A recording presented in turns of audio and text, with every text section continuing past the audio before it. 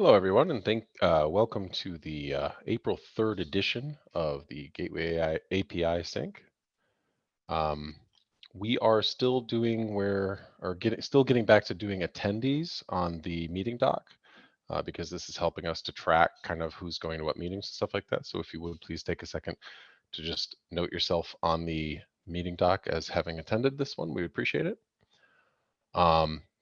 Also, this meeting is under the Kubernetes Code of Conduct, which generally boils down to please be nice to one another.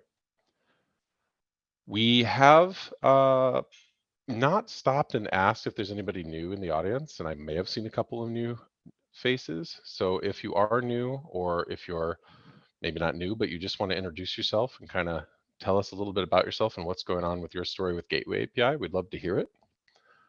If you don't want to talk, it's also fair to just say in chat, like, hey, I'm so-and-so, I'm doing this with Gateway API. That's cool too. Give a couple seconds in case anybody wants to pipe in. Hi, everybody. This is Kenneth Bingham with NetFoundry, and we have the open source project OpenZD. It's a zero trust overlay, software-defined SDKs and gateway stuff, and just trying to come up to speed. Don't really have anything to add at this point, just trying to learn and see how you guys work and see if I have a chance to add value. Awesome.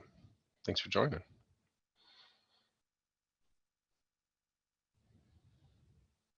Hello, everyone. My name is Umair Ishaq. I'm a specialist containers SA with AWS. AWS Lettuce was launched and primarily introduces the Gateway API to the broader AWS consumers. And generally hearing a lot of customer interest in Gateway API adoption.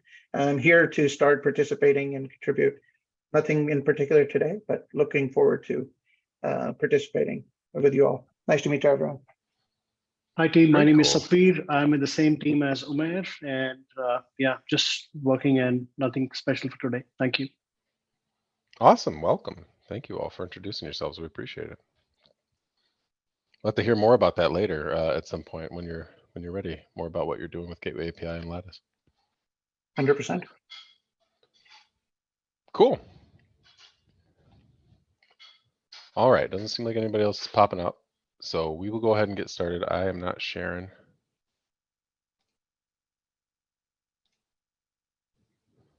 I should not be sharing. All right. All right. So we have, it's not a small agenda, but if you have anything that you want to add and you're that you're thinking about, please do feel free to add it above triage. If you still want to add something, we might be able to get to that. I think we probably will. Rob, go ahead. We'll talk about the V070 release. Yeah, anyone can talk about this, but I just added to the agenda. The 070 release is top of mind for, I think, all of us. It's between us and GA. So 070 is something that we're hoping to do a feature freeze for this week.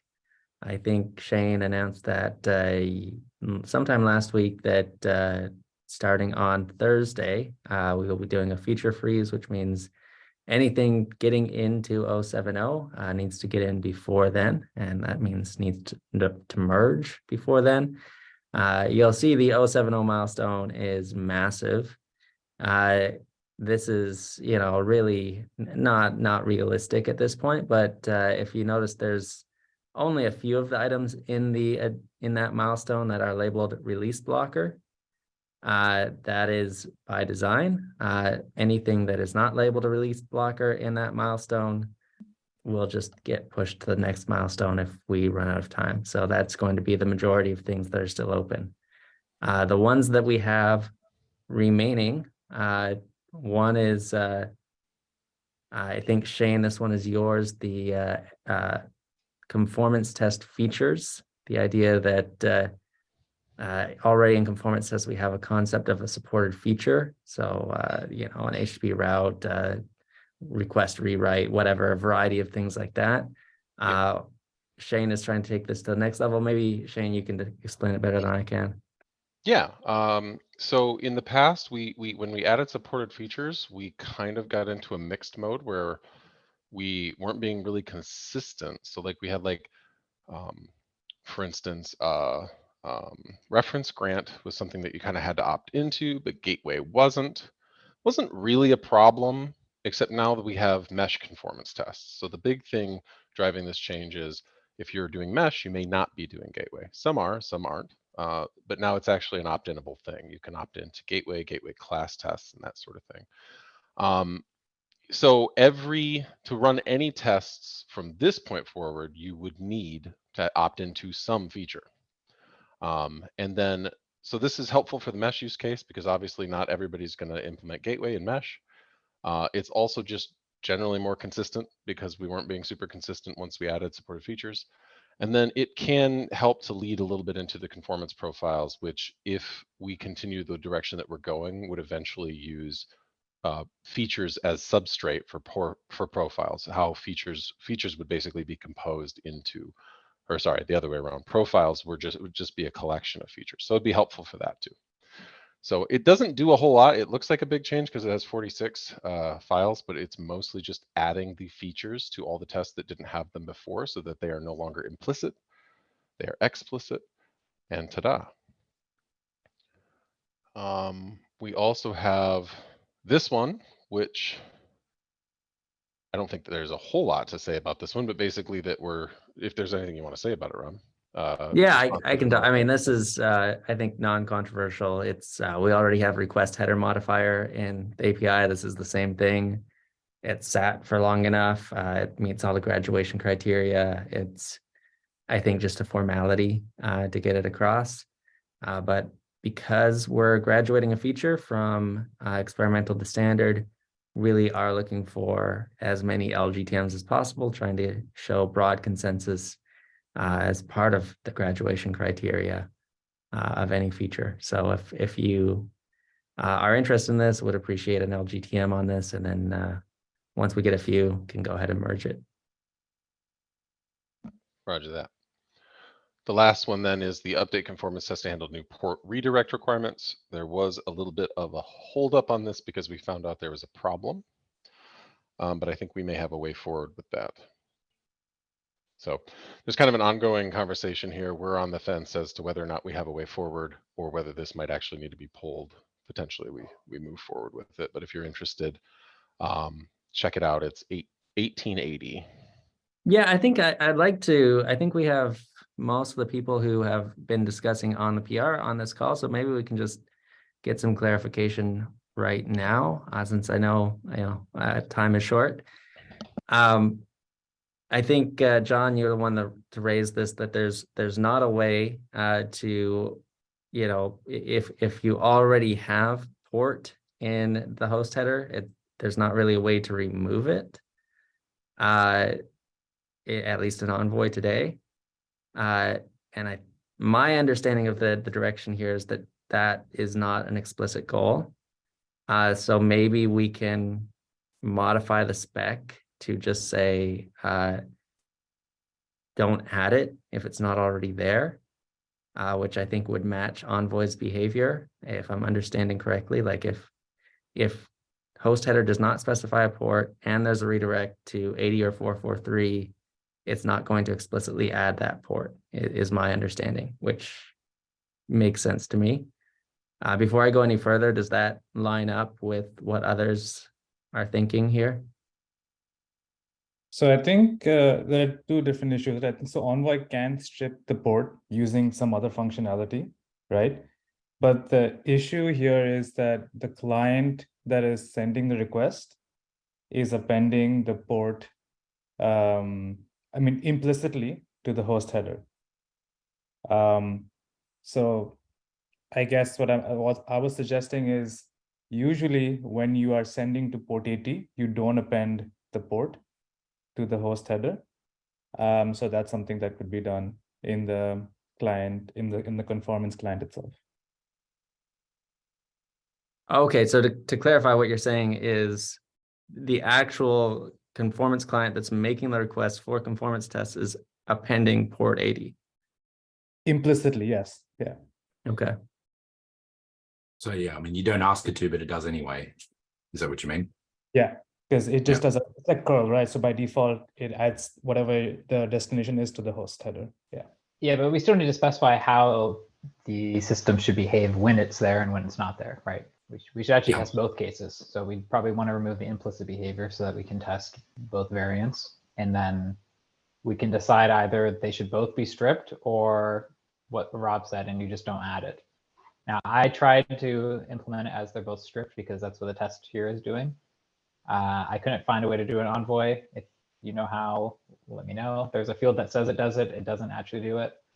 I mean, yeah, it feels to me like I 100% agree with you. It should do it. Like it seems pretty clear from those issues that you linked on, and thank you very much for doing that.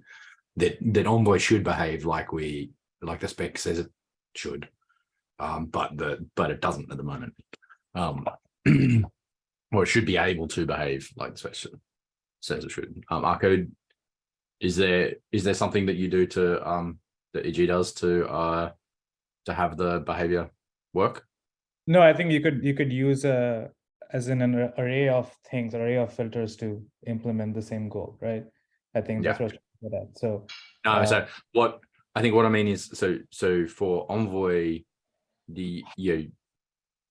like John says, the config there says it should strip the ports, and it doesn't. So are you saying you'd use like some Lua or something like that to actually have the port get stripped? no, I think you could use something else in the I think in HCM or route config. I can look at what that is, but I think the bigger question which John raised is there are two things. One is what is being sent, and clarification that even if you send, you explicitly add a port to the host header, should be part of the location header for port 80 or not, or any other port. I think that's so. Aspect. Yeah. So in terms of the two things, I agree that the conformance test should be able to test explicitly adding a port or not explicitly adding a port. Yeah. And there should be a way to do that for sure.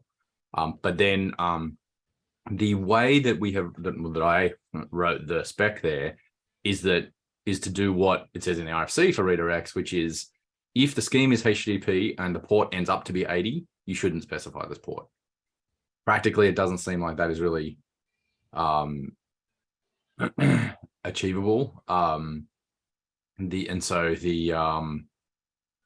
So probably what we need to do is instead just strip it back like Rob says and say, if a port was supplied in the requests, always just append that port, right? Like, because that's what the client is expecting and that's what the client gets. If there was no port supplied, and then you should be using these semantics about like the about if the scheme matches and the port matches and blah blah blah. Anybody want to hazard a guess at how long it would take to fix and to get a fix in Envoy so it's doing the right behavior? 2 days. Oh, my guess. well then If this someone isn't a did it. problem. Oh, Yeah. Oh, so I mean, we have to, if 2 someone's days. motivated John to said it'll be write done the in 2 code days. and to approve the code. I'm not saying we have 2 motivated individuals, but Understood. Yeah. I mean, Okay. It's And not a then, lot. but I'd the say- problem is also that then you need to pull in those changes from Envoy, which most of the implementations aren't going to do for Take a while, yeah. a while. So, I was just curious. I wasn't necessarily trying to line us up to align with that necessarily, but I was just curious, what would be the time frame? Yeah. So not think there's long if somebody's motivated. I think there's a couple details that are important here. One, that the spec currently says should and not must. That's actually a very important detail because our conformance tests thus far have focused on musts and not shoulds. So if we have conformance tests for this, which we should, then we probably need to accept either viable option of port is either present or not. you're saying we we can- must have conformance tests that should. Right. So given that, I think my proposal here is that we have a reasonable should, which is principle of least surprise, which is whatever we got in the host header, we try and keep that as close to what it originated as possible, unless there's something completely different there. And then second, we loosen these conformance tests to be more welcoming of either option. Yeah. Costin, I think you've got a hand.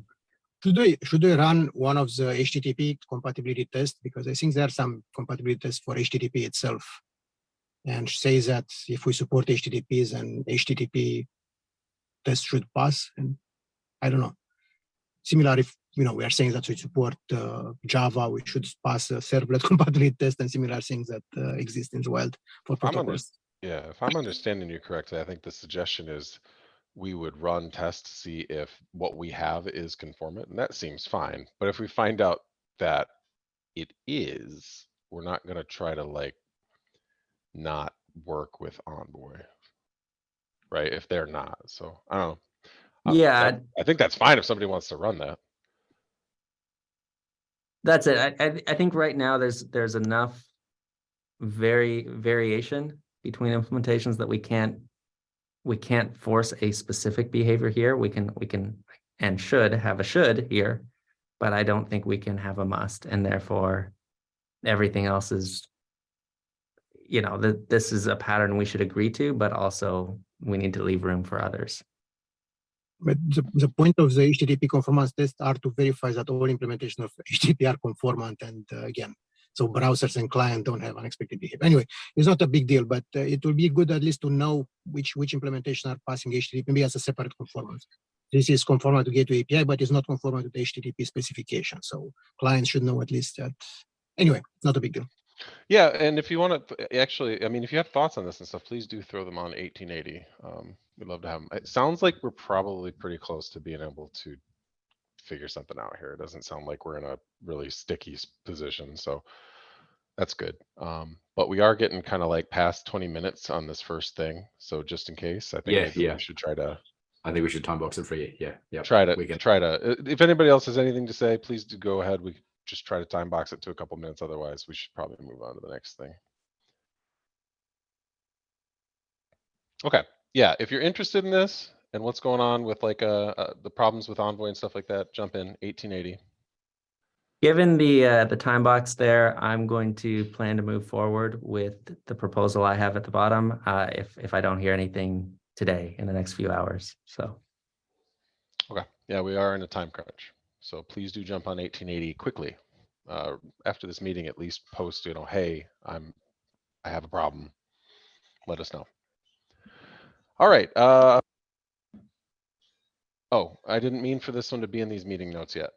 Rob, remind me if we made a specific decision on the next earlier time. We did, didn't we? We didn't. I don't know. Okay. Then my follow-up here is we are still thinking about when to do some more early meeting times for EU friendliness and stuff like that. But they will come later. I don't have one right now. Yep. Post KubeCon. Yep. Post KubeCon. There's too much going on. All right. Rob, you want to cancel the KubeCon meeting? Yeah. Yep. I don't think we've ever met during the week of KubeCon. So yeah, we'll just cancel that. Sounds good to me. Speak out if you're. What's that now? You were robotic for just a second. Go ahead, Dave. Oh, my signal's bad. Are there any people? Are there any gateway meetups at KubeCon? Those are attending. Yes, for the contributor summit, we've got I think a couple, right? We got a couple figured out right now. Yeah, we've got a couple of sessions. Well, we've requested a couple of sessions for the contributor summit, so and I think all three of us will be there. Mm-hmm. And then there are 8 Gateway API talks on the agenda, so there are a few there. But aside from that, nothing planned as yet that I know of. Yeah, it's the same here. I would I hope we'll do more than that. For SIG Network, often there's a lunch. The past couple, it's been Thursday or Friday. Usually Gateway people show up there as well. And nothing. It kind of ends up organizing itself a little bit organically. So be on Slack. Yeah. Cool. Sounds good. Where does this happen, Rob?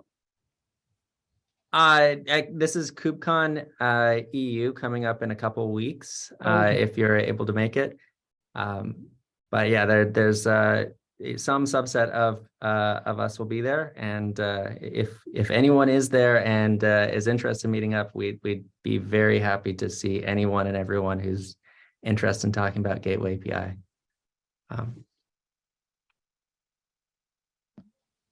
Or Star Wars. Yeah, we can talk about whatever. We'd love to hang with y'all. So please do find us. Don't be if you see us, say, hey, what's up? And we'll get together and talk. All right. Moving on. Dave, you want to talk about dynamic listener ports? Do you want to go ahead and roll with Yeah, that? can you hear me? Can you hear me now? I hear you. I see, just so you're aware, I see red bars and Okay. it's showing up as just a little robotic on my end, but that might, I imagine that's not just me. I had bad signal where I am. I'm at like a swimming with my kids for a meeting for the next 2 weeks. Okay, well, let's give it a For shot. the dynamic listeners, yeah, the conformance test was one only listens on port 443, so it's adding the listener, but those are ports that a static installation to listen to. So I changed that and introducing a new conformance test that kind of picks ports directly. And then adds a few, and then make sure that they can receive traffic and pulls them back, and then things like that. So I added the surface. A lot of implementations already kind of support Pursue does come towards I believe it does now. And you can correct me if I'm wrong. And curious what other implementations do in this regard.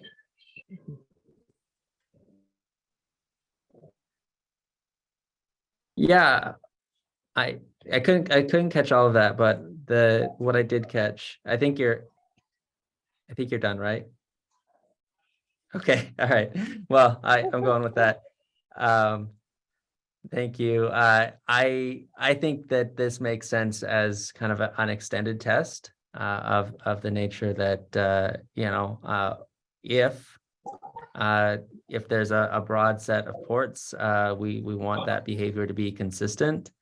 But I know that, as you kind of mentioned, there are some implementations that just cannot support the full range of ports that exist. And so that's kind of been our differentiator between core and extended conformance. So I would say this is a concept that really belongs as extended, in my opinion. Yeah, that's what I was trying to say in that last Yeah, I comment. think I put it behind a. I think I put it behind a feature thing anyway. Yeah. I think in any case, I think we should manage your expectations here, Dave. Like between the 070 thing and KubeCon coming up, like I know I haven't had bandwidth to look at this properly yet, and I probably won't before KubeCon. So like, yeah, I can have a quick look, but like I think this one might need to wait until after KubeCon. Yeah, that's fine. Cool. Yeah, I'll Thanks. just add to that. I'm in a similar boat with KubeCon, unfortunately, being the center of my world. But also draft PRs, I don't usually look at them unless pinged. I assume that, but if you catch me on Slack, and if you have some questions, stuff like that, I'd be happy to follow up with you on this one when I have some time. Hopefully I'll have a little bit before KubeCon to give you some feedback. I don't think it's draft. If it is, then I'm mistake with that. Looked like it was draft. Anyway, we'll catch up with you. Just do, yeah, like Nick said, just understand that it might not be before KubeCon just because of conference-driven development being what it is. So, thank you for raising it, though. Oh, I started writing something. Go ahead, Candace. You wanted to talk about. Oh, I'm sorry. Did we have anything more that we wanted to say on that one, Dave? We have the PR. I thought we got over everything. So, was there anything else to say about that, or are we good to move on? I'm curious if there's implementations that would support dynamic listening, meaning or specifically dynamic ports? Gotcha. Just out of curiosity. And for what reason? Did you say would or would not? No. Yeah, so I'll say on GCP, many of our managed load balancer products are limited to a pretty small set of ports. So we're pretty tied to a small set of ports that we can support. I know at least one other cloud provider has some load balancing products that limit their ports as well. I can't say more than, I don't know who else might be affected, but.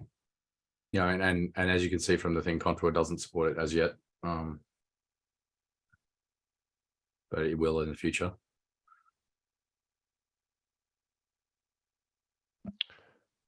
Yeah, we have one And implementation. I think the reason is security, as far as I know, just if you wanted a rationale why.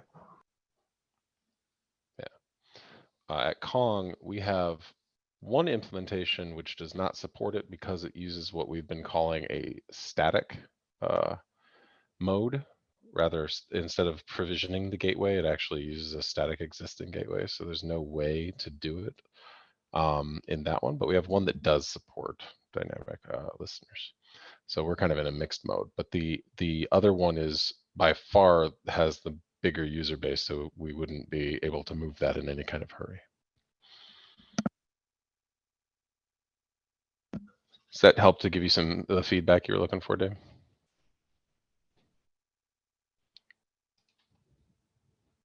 Cool. He said, yep, in chat. All right. Well, continue to follow up with us on this one, and after KubeCon, especially when we get a little bit more time back, maybe we can work on, what it is that helps you best, what kind of solution you need. All right, Candace, the GEP issue that you just opened. Would you like to go ahead and talk about GEP 1897? Sure. Can you hear me okay? Perfectly. Okay. So we are back to the TLS from gateway to backend for Ingress discussion again. This is the same issue that we have sort of been trying to solve for the last 3 years, and for about the last year from me mostly is something I've been particularly interested in bringing up again and again. And so starting in January of this year, we decided that we were no longer going to pursue the backend properties GEP that we had started. The backend properties GEP was very, it's trying to be covering a lot of things and a little bit more generic. But the next step that we took was to write up a use case document with a lot of the TLS use cases listed in them. And we tried to collect TLS use cases from, we tried to cover all the bases with those cases. And this is a new GEP, which is very tightly scoped to just a couple of those use cases. And these use cases are specifically to address what I've listed here. Let me see, I'll just read it out. Specifically to address the single use case. As a client implementation of Gateway API, I need to know how to connect to a backend pod that has its own certificate. So yeah, if you look at that picture, you want to show that picture, Shane. This is exactly what we're talking about is the backend on the upper right of that top row. We're not talking about the left of that top row, nor the bottom row. So we're strictly talking about the backend connection from gateway to backend pod, and expressing TLS over that connection. So I don't know how much detail we want to go in here. The gap itself is strictly talking about the goals, non-goals, and exactly what we want to do, and why we want to do it in this very tightly scoped manner. The rest of the document, most of this document, is prior art. What we've worked on thus far to try to address this particular issue. So if we go into the goals, I just would like to review those goals so that we're kind of all on the same page. So the solution that we want to work out in this gap, once we all agree on it, is it should satisfy the use case that I already mentioned, which is what we'll be calling, backend TLS. And number 2, in terms of gateway API personas, application developers should control the gateway to backend TLS settings, not the cluster operator, just to make things simpler and less cumbersome for the cluster operator. And number 3, the solution should consider client certificate settings used in the TLS handshake from the gateway to the backend. Settings such as the TLS versions and Cypher suites. And that is use case number 5.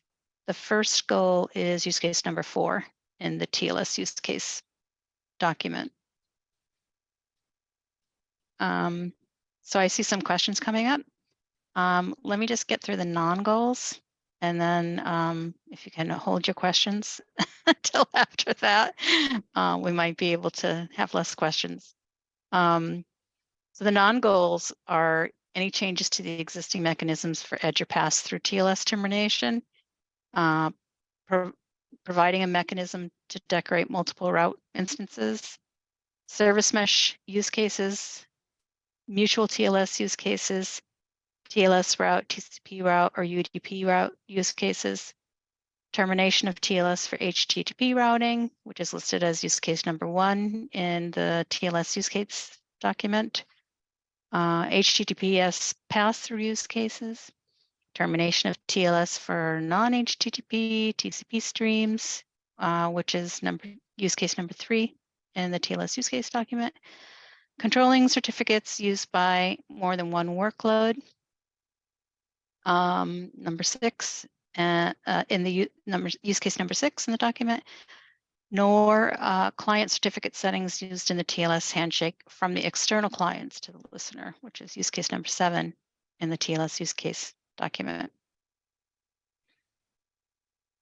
So to go back to the questions that came up, in the meantime, does anyone still have questions that weren't addressed by the goals or non-goals in this gap?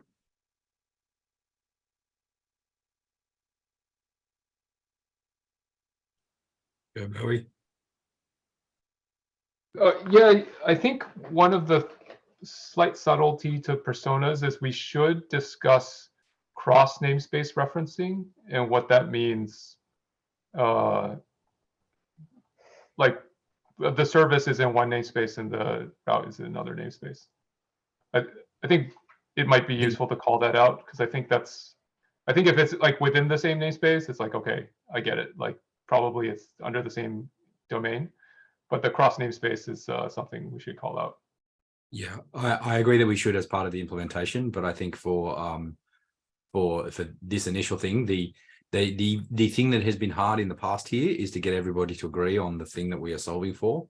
And so that's the point of this PR, is to say, okay, we're trying to solve for this specific use case and not for mesh, not for dynamic things. That's why the non-goal section is so long, because basically we are explicitly going through and putting a line through all of the ways in which sort of trying to sort out this has been complicated in the past by by people having the sort of reasonable questions about well, but what about this, or what about this, or what about this? It's like we want to be like explicitly no, we're explicitly not wanting to do anything with service mesh. We're explicitly not wanting to do those things.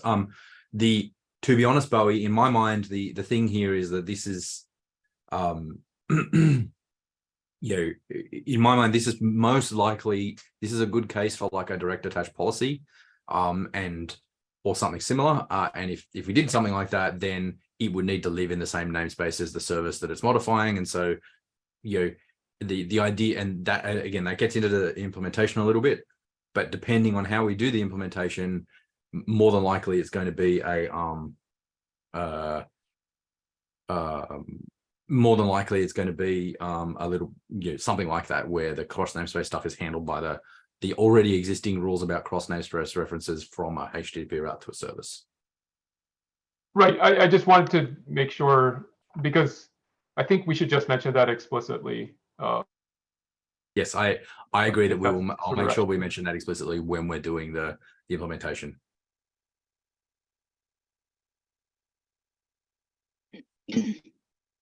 So I guess Costin, you had a couple of questions there. Does that does what Candice mentioned answer your questions? Yeah, I mean, it answers the question of how you can define narrowly some use cases that where it would make sense to have this API. I'm not entirely sure that how it will work in the bigger picture when you consider that we'll have to solve this for egress, we'll have to solve it for mesh. Even if I understand it's not the use case for your particular, this issue in particular, but it's not something that.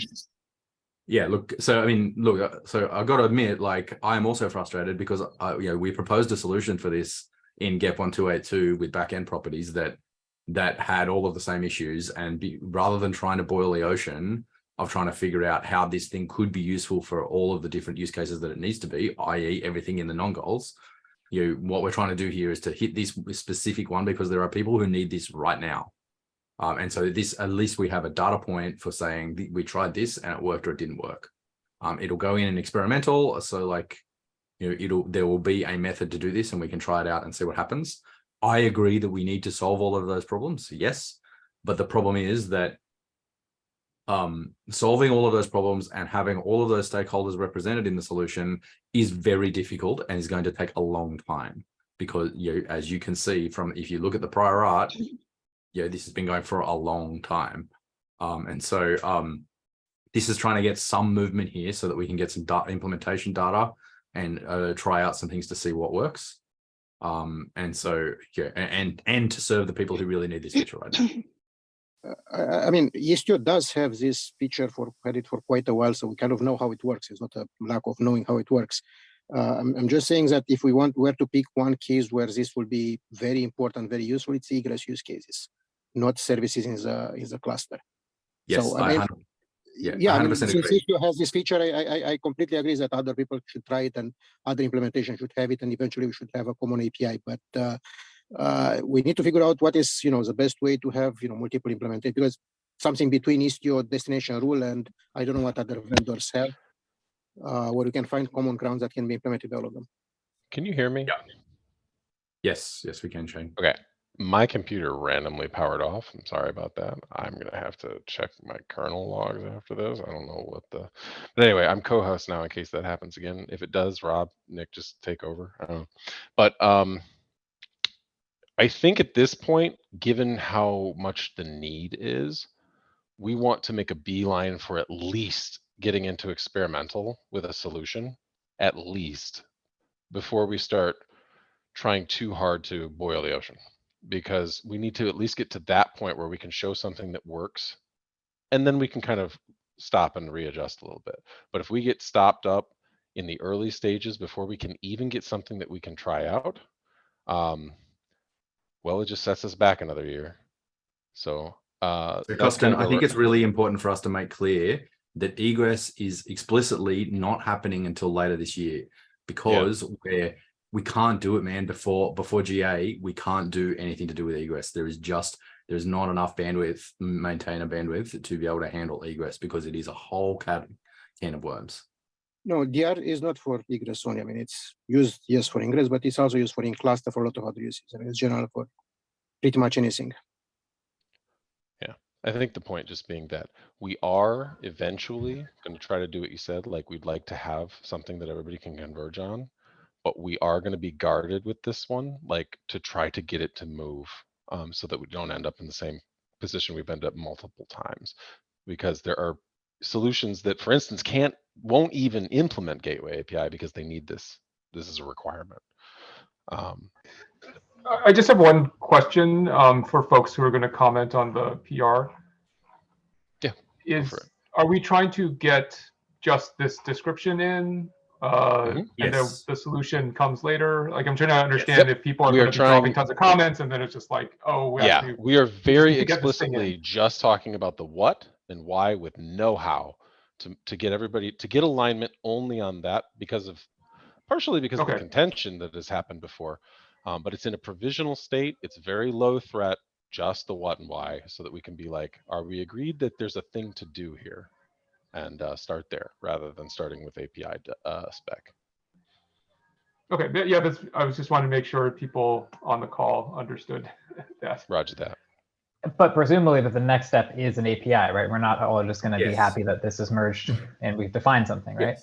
Yes, absolutely. But the modus operandi is that will reduce the amount of noise on the PR. If we spread the comments that would naturally happen over more PRs, it becomes less nebulous and a little bit easier to reason about. Like, I get that this has been like a terrible experience, but I'm a bit concerned that we're saying we have to do this experimental thing. We can't do other experimental things because we're too busy for GA, and we have to focus on GA things. And there's a lot of concern that this is not the appropriate thing, but we need to do something now because people are blocked on adopting Gateway API. But they shouldn't be adopting Gateway API for an experimental feature because that can change at any point. And like, when should we push back on this? If not now, then should it be when it's experimental promoting to alpha after users have depended on it? I feel like we have like an inconsistent argument here for why and how this should work. I can start. Yeah, John, I think like unmuted. Go ahead. Yeah, it would help to understand what. So it's like, I think the argument right now is whether or not the use case makes sense. Yes. If I'm understanding. And John, so that would. If we're like saying it doesn't make sense because of security issues or something, right? Like, that's one thing. Yeah, like there's a variety of reasons why it may or may not make sense. But what doesn't make sense to me is saying we want to push forward on this thing because it's blocking users from adopting it, and therefore we are okay with doing something suboptimal, and we should push back at some later point. We are not saying. My concern is that we already have extensions. Like, there's nothing. If one company is saying I must have this feature to do Gateway, that's fine. Go make a foobar company TLS policy, right? You can do that today. In fact, there's implementations that do that today. What this is not saying don't block this. We are saying we are trying to be very clear about our intention to help it move more healthily than previous iterations have. That's the main goal. If you ultimately have to block it, we're not saying no, don't block it. We will push through your block. We're saying think about the progress that we're trying to achieve, which is at this point just saying there is a thing that we would like to do something about, and see if you can kind of stick to strong blockers as opposed to anything else. That's kind of what we're asking for, and it's mostly just for the first iteration. Once we get to the API, we fully expect there to be lots of comments. So yeah, I mean, as an Istio developer, since we had this API for 5 years, we obviously cannot argue that it's not useful or there are not use cases. I mean, it's something we support, and a lot of our users are using this API, not only for this narrow use case we defined, but far more, but that includes the use cases you have here. My concern is to make sure that, again, we learn from lessons from different implementations that exist, Istio and probably others that do the same thing. If it's such an important use case, I'm sure other mesh gateways have similar features. and try to, like we did with persistent station, other things, try to find a common ground and learn from the existing implementations, not try to do something brand new. Yeah, But- as a rewording of what I just said before, we do want your input and expertise in this. Yeah, I'll just I think echo what others have said here. I think this is a critical feature for our API to have. With that said, I think to address some of John's comments, getting to GA is top priority in my mind, and I think many minds. Like we want to get to GA. There is a finite amount of room beyond that for gaps, but they are a lower priority than getting to GA. I think this is a very important gap. So in any cycles I have that are not devoted to GA, this will be something that I'm thinking about. I would also say, like, I agree, we do not want to let non-optimal things into this API.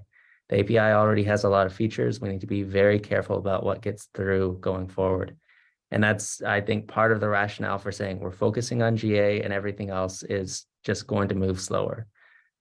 This gap, I think, is still going to be moving slowly. It's, you know, we're going to try and help, but it is still a complex topic. And even with the very narrow scoping, is not going to be something that just, you know, is in the API tomorrow kind of thing. This is going to take time. It has taken time.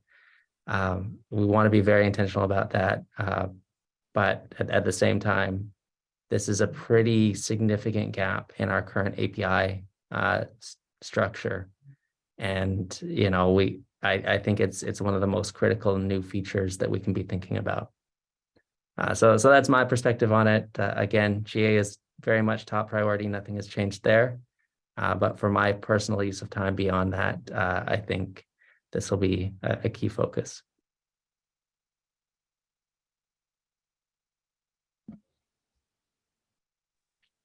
Okay, I don't see any more hands.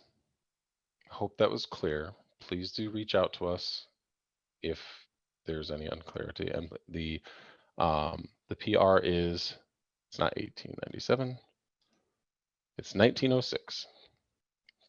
So please do take a look. Looks like Bowie was right on top of it. All right. Assuming my computer doesn't die, I'm getting a hint as to why I think my computer may have Oh, died. sorry, just one other follow-up. It seems like we might have to have a discussion on the side with all the folks who are interested in that one. Not necessarily in this meeting, just because I think otherwise we'd be spending like every single meeting discussing it. So anyways. Well, and again, that was kind of the hope with just the what and the why as a provisional thing. We were kind of hoping to just like at least get the question down so that we could just lower the scope of those discussions a little bit.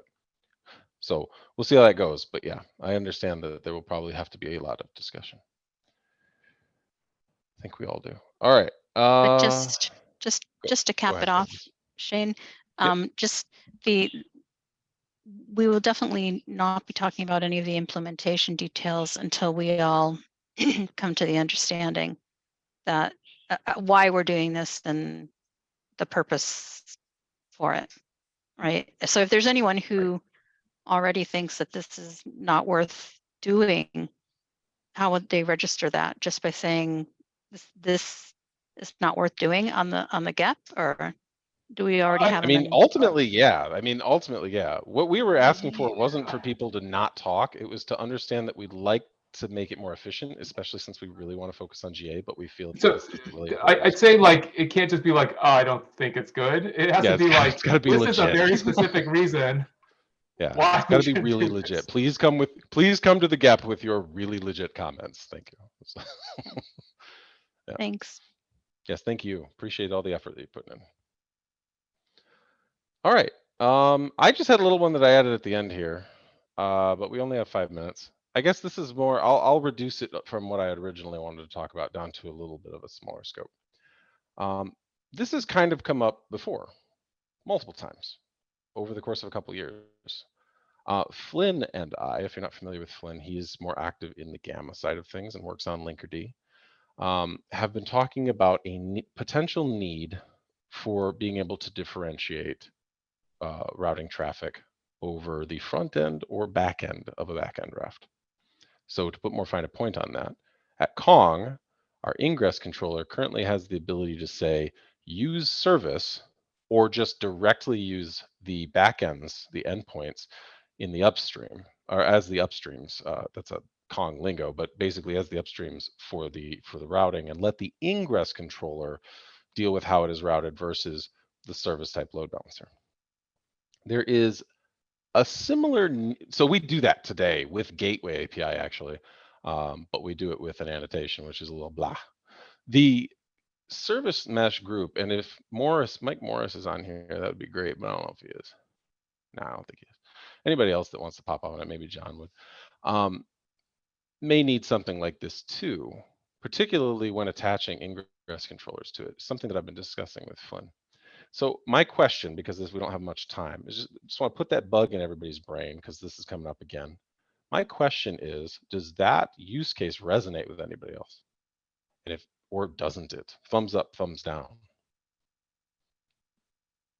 Go ahead, John. Yeah, I would say the general. So I think Flynn had a doc. I don't know if you've also seen this, that I thought explained this a bit more holistically and made a bit more sense. Or it may have been Mike. I don't know who started it, but we were all looking at it. That was more like, what is the interaction between Master and Gateway, which I think is a different question than should we send to the front end or back end. Like, there's no real reason to send to the service front end other than for working around an issue, right? So my general impression is like we're tapping this at kind of the wrong layer. That may be one way that we implement it, but we should kind of start with the user behavior that we want. Yeah. Unless there's other reasons like why you would want to send to a front end that I'm not aware of. Yeah. So at least at one point, the main reason why somebody would turn on the front end mode in Kong was because it played nicer with service meshes.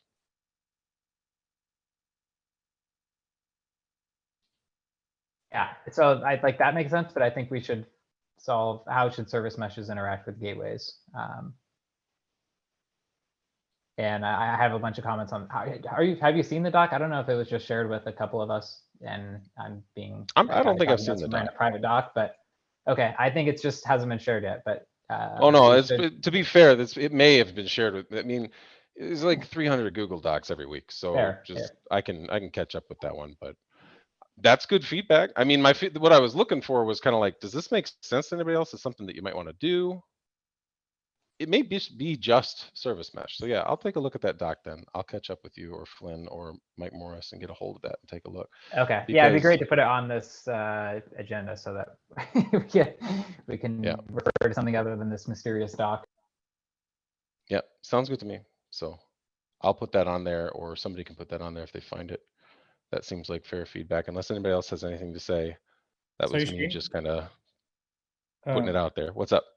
Hey, Shane, can I repeat the question? So is it, should ingress controllers send traffic to the service VIP or resolve the endpoint VIP or make that? Yeah, I mean, that was kind of how I was posing the question a little bit. John is kind of saying there shouldn't be a question, kind of, but not really. Like the question is specific to service mesh, which I think I can roll with for now. Does that make sense?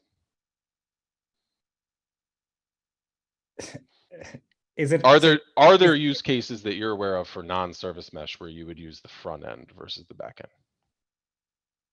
end? When a user just wants to maybe use the underlying queue proxy load balancing. Yeah, I mean, that's what I was going to say to John too, but I also know that it's like, I can't think of exactly the reason you would do that right off the top of my head. That one's a little bit kind of like, okay, what's the reason that you do that? Which I think is a fair question. With alternate implementations of service, I could potentially see there being something, but again, I don't have anything off the top of my head. I think generally if it's an L7 load balancer, you really don't want to send to the service bit, because then how do you do load balancing, right? Do I open up one connection and it goes to one backend? Do I just pick, I don't know, 50 connections so queue proxy balances them correctly? Like, yeah, it insinuates that you don't have another L7 thing in the process. It insinuates that you're handing off load balancing to service, which maybe, but I don't got anything, so I'm not going to try to push it right now. So I think kubeproxy has some topo aware hints and some other cool stuff in it too, right? Which some users might want to use. Some newer stuff, yeah. Yeah, There's but that if you're- potential. If it's Go smarter ahead, Rob. than- No, I'm just like kidding. your Rob. L7 is totally broken though. Like if you have a TCP load balancer, then maybe it's a different story. We are at time. I was trying to pull back on it a little bit because, like I said, I didn't want to get too deep in the weeds. But what I will do is follow up on that doc then, because that seems like the next logical place for me to go see that there's been an active conversation about this that I didn't even know about. So, thank you. We are at time. Thank you all for your time. We will be here next week, but we will not be having the meeting during KubeCon. So please just keep that in mind. Yep. We didn't quite get to triage, but we got everything else. So everybody have a good one. Thanks for coming. See you next time. See ya.